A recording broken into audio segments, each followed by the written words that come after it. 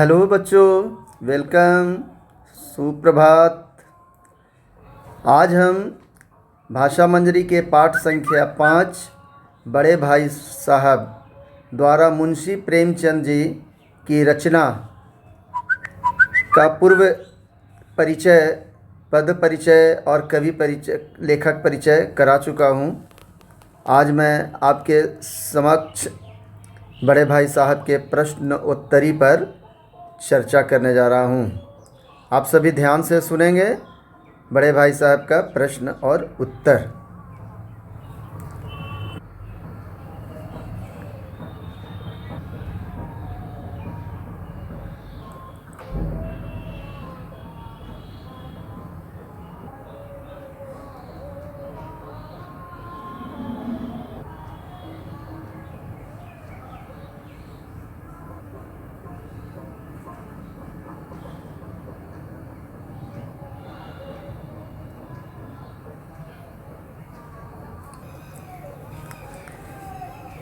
तो प्रश्नोत्तरी में पहला प्रश्न है बच्चों, लेखक के बड़े भाई अपने दिमाग को आराम देने के लिए क्या क्या करते थे। इसके उत्तर में कहानी के रचनाकार बड़े भाई साहब शीर्षक कहानी में पाठ पर आधारित उक्त प्रश्न का उत्तर इस प्रकार देने की कोशिश की है कि दिमाग को आराम विश्राम देने के लिए कापी किताबों के हाशियों, छूटे हुए भाग पर कुत्ते, बिल्लियों और चिड़ियों की छाया चित्र वे बनाया करते थे। एक ही नाम को बारंबार लिखा करते थे। एक ही शेर व शायरी को भी वो कई बार नकल किया करते थे। लिख लिख कर व्यर्थ के शब्दों को भी अनायास ही उसके साथ सामंजस्य स्थापित करने की कोशिश करते थे। दूसरा प्रश्न है बच्चों, लेखक के बड़े भाई साहब ने लेखक के सामने पढ़ाई का कैसा चित्र खींचा है। इसके उत्तर में प्रस्तुत कहानी में लेखक ने बताने का प्रयास किया है कि उनके बड़े भाई साहब ने अपने छोटे भाई के सम्मुख पढ़ाई की वास्तविकता से इतर एक गज़ब की छाया चित्र खींचकर उन्हें भयभीत करते हुए काफ़ी हतोत्साहित करने का प्रयास किया है। इतनी गंभीरता से उसे बताने की कोशिश की है कि उसकी सांस ही अटक जाए, परंतु छोटे भाई ने भी इसे सम्मानपूर्वक नकार देने का काम किया। तीसरा प्रश्न बच्चों आपके समक्ष, समझ किताबें पढ़ने से नहीं आती, दुनिया देखने से आती है। इस कथन को एक उदाहरण देकर सिद्ध कीजिए। अर्थात साबित करना है कि समझ किताबें पढ़ने से नहीं आती, दुनिया देखने से आती है। तो प्रस्तुत कहानी की अति महत्वपूर्ण पंक्तियों के माध्यम से लेखक मुंशी प्रेमचंद जी ने बड़े ही सुंदर तथ्यपरक वस्तु स्थिति से भी इसे समझाते हुए कहा कि वाकई दुनियादारी से ही व्यक्ति बहुत सारी चीज़ों को अवलोकन कर, सीख कर, तजर्बे से ही सीख पाता है। केवल किताबी ज्ञान से थोड़े ही इंसान सारी वस्तु स्थिति को समझ पाएगा। जैसे मैंने ही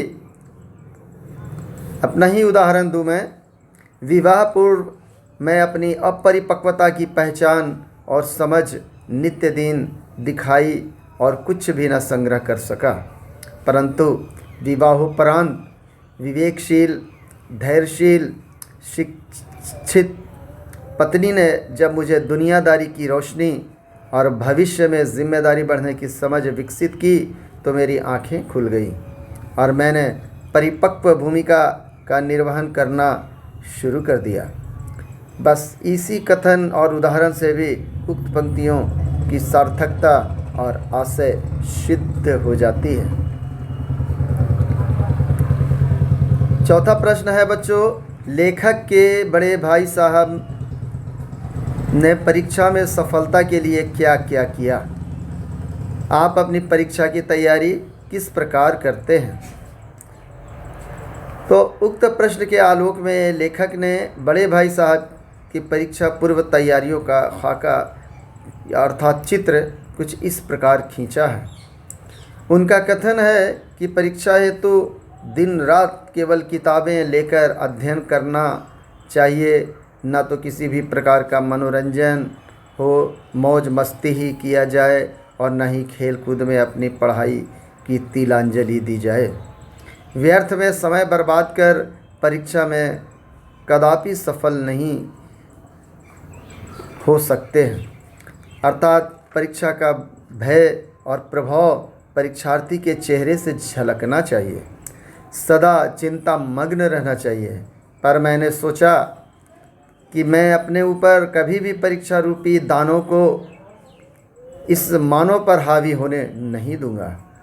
भयमुक्त, चिंतामुक्त, तनाव मुक्त होकर मस्तिष्क पर अन्यथा दबाव का दंश झेलने को विवश नहीं होने दूंगा। मैं भी ऐसी ही तैयारी अपनी परीक्षा के क्रम में करूंगा, जिससे अच्छी सफलता निश्चित ही मुझे प्राप्त होगी। इसका अनुभव लोगों के साथ साझा करने का प्रयास भी करूंगा। आगे प्रश्न है बच्चों, बुनियाद ही पुख्ता ना हो तो मकान कैसे पायेदार बने? इस पंक्ति का भाव स्पष्ट कीजिए। अर्थात कहने का कि अगर भवन पायेदार और मजबूत बनाना हो तो उसकी बुनियाद को पुख्ता किया जाना ज़रूरी है। प्रस्तुत कहानी की उक्त अति महत्वपूर्ण पंक्तियों का आशय है कि शिक्षा की बुनियाद कभी भी कमज़ोर न होने दें। शिक्षा रूपी नींव को इतना सशक्त बनाएं कि कभी भी भविष्य में हम फेलियर अथवा असफल न हों। भले ही प्राथमिक शिक्षा में कुछ ज़्यादा समय ही लग जाए, परंतु जल्दबाजी में बुनियादी शिक्षा कमज़ोर न पड़े। चूँकि कहा भी जाता है कि बुनियाद मजबूत हो तो ही उस पर मजबूत भवन अर्थात मकान और पायेदार सशक्त भवन की कल्पना की जा सकती है। अर्थात गुणात्मकता ही शिक्षा को पायेदार और प्रतियोगिता में सफलता का स्वाद चखाती है। साथ ही रोजगारोन्मुखी अवसर प्रदान करती है, वरना समय पास शिक्षा से वर्तमान में कुछ भी हासिल नहीं। इसका ख़ास ख्याल रखना आज के परिप्रेक्ष्य में अत्यंत ही ज़रूरी है। तो इस तरह थैंक यू बच्चों, आज का प्रश्न उत्तर समाप्त होता है। मैं एक विशेष आपके बीच इस कोरोना काल में आपको एक और सावधानी बरतने की सलाह दे दूं कि इस कोरोना काल में हम सभी कोरोना की दूसरी लहर से अपने आप को बचा पाने में सक्षम तो ज़रूर हुए, परंतु तीसरी लहर भी आने की सूचना और संभावना व्यक्त की गई है। वर्ल्ड हेल्थ ऑर्गेनाइजेशन और चिकित्सीय आपदा प्रबंधन के द्वारा जारी सूचना के आधार पर तीसरी लहर आगामी 6 से 8 हफ्ते के दरमियान आने वाली है, जिसमें भी हमें खुद को सुरक्षित रखना और लोगों को सुरक्षित रखने की रहने की सलाह देना और उन्हें भी जागरूक करना हमारा धर्म और हमारा कर्म बनता है।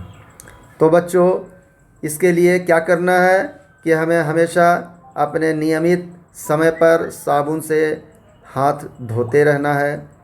हमेशा मास्क पहनकर ही कहीं भी बाहर जाना है। भीड़ भाड़ वाले इलाकों से बचना है, भीड़ भाड़ से परहेज़ करना है और बहुत ज़्यादा ज़रूरी पड़े निकलने की ज़रूरत ही महसूस हो जाए तो उस स्थिति में हमें बेशक सोशल डिस्टेंस सामाजिक दूरी का पालन करना है। 2 गज की दूरी बनाकर, मास्क पहनकर और हाथ को सैनिटाइज करते हुए अपने हाथों की सुरक्षा साफ़ सफाई का ध्यान रखते हुए ही निकलना है और रहना है। खुद सुरक्षित रहें, लोगों को सुरक्षित रखें।